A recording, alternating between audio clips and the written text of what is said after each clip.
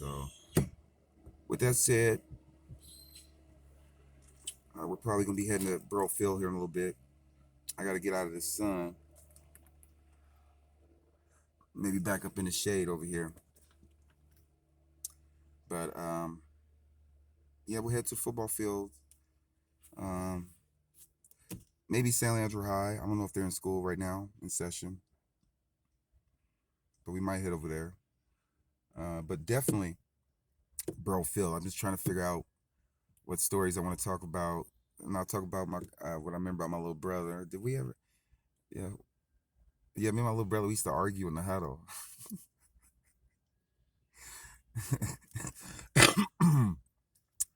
So Coach Cole, we'll have Saturday meetings after Friday night lights, and we'll be over at San Leandro High School the next day at our football meeting. Coach Cole will be like, "And you Goodwin brothers, you guys sitting there fucking arguing in a fucking huddle, really?" And then we start arguing. I was like, then I get outside and start knocking that nigga out, doing some jumping off from the high school, doing suplexes on his ass. I mean, it sucks when you got a little brother, man, that's fucking shining on your ass. This nigga, and I'd be like, we'll be in a pro set. I'll be over to the right, Curtis be to the left. I'd be like, Curtis, talking to the nigga, trying to communicate. Nigga, I know what I'm doing. So I'm gonna fuck you up when we get home. What?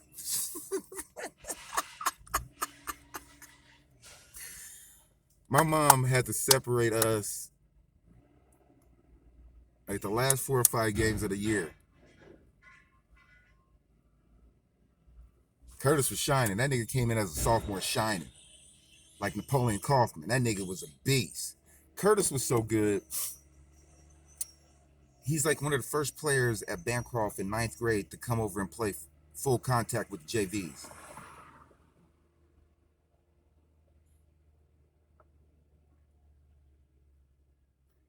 So that's just the caliber of Curtis Goodwin. He was raw. Again, he was in 90, in 96, 90, 94, 95, the number one prospect in Baseball America.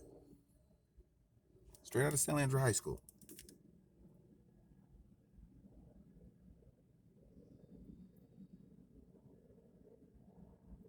He was a better basketball player. But that's hearsay, but big up to you, Curtis, you black fucker. Love you, boy. Yeah, so really cool, really cool. So I hope that there's nothing going over there because maybe we can walk to the baseball field too, talk about little stories over there I did over there. I beat up a cat in the dugout that was he was bullying my homeboy Joey McKissick, and he was a martial arts. He was a black belt. Uh, I think I was talking about him. The guy I tried to break his back. Um, he played for Royal, so he was. I'll talk about this because when we get to the dugout, I can say this is where it happened, and then Keon could, fix it, kind of thing. But Joey's like, James. I was eating some gum, probably looking at some chick in the stands or something. So, what's up, Joey? Me and Joey, we grew up from Yay High, Assumption all the way through. It's my boy. Big up, Joey. He goes, man, such and such, man. He just won't leave me alone. I mean, you got to help me. Joey's like my homeboy. You understand me? And he knew I had his back. So homeboy threw a kick at me. I picked up that leg, threw his ass to the fucking gate. I think I choked him a little bit until they broke it up. Why did 3 years later that anger was still in me? And they sent me down to the JVs from varsity. So I was already pissed. And guess who's playing quarterback that day? Such and such. I didn't care about nothing but breaking him.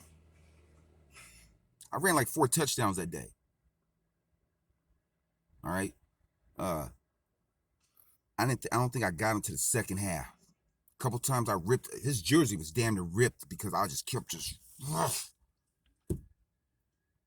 Finally, he did one of those blind ones when you're facing right.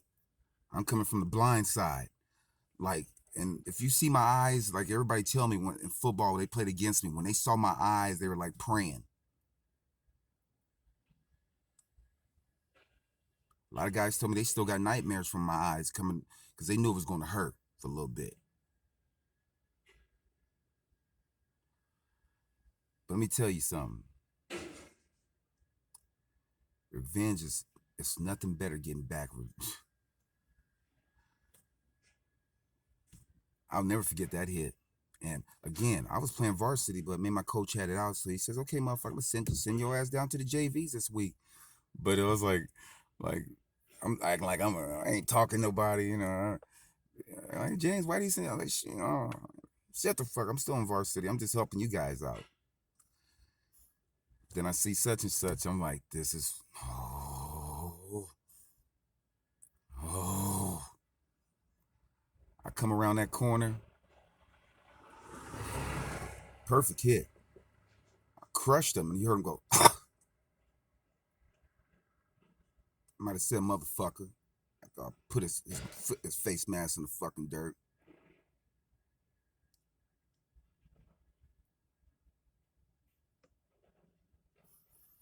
I hope he picked up another sport. But it was worth it getting sent down to JVs that day because uh, did it. I cracked his back. I tried to just a lot of the hits. Put it this way, a lot of the hits I used to do. A lot of players getting fined $50,000, $60,000 for. Like my own players would feel sorry for it. Like, damn, Goody, why you? Good job, Goody. I mean, I would hit people. They go feet first. I know people got footage around the country somewhere, somehow, somewhere. You know, feet first. I used to love just running through a motherfucker, then watching a body just being there from just because of my explosion.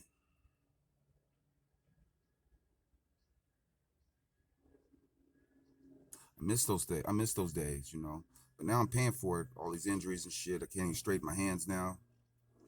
Um, but again, I signed up for it. Anytime football season came around, James Goodwin's name's first on that fucking bitch. Crusaders, Pirates, first on that list.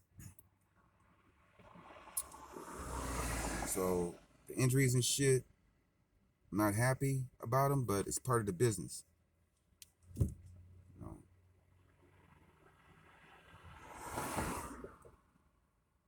But I'll do it all over again if God was to bless me. Uh, but I'm hoping some point in time I like to coach at NCAA level. Not necessarily in NFL, too much shit in that. Because I worked scouting business, so I know the business of that side. But it'd be nice I might scout for a couple years. I like to do both. You know, I don't know how I'm gonna pull that off. Uh, but I'm a cunning nigga. I'm very slick. So I'll pull it off. But if it comes to one thing that I have to do without violations coming out the ass, it'll be coaching.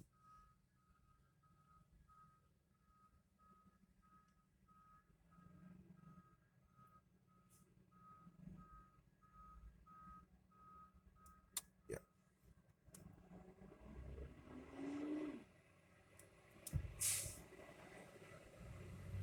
So,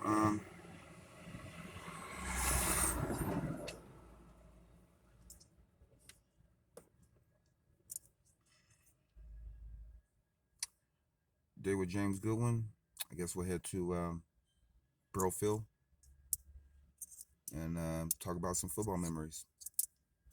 and baseball memories.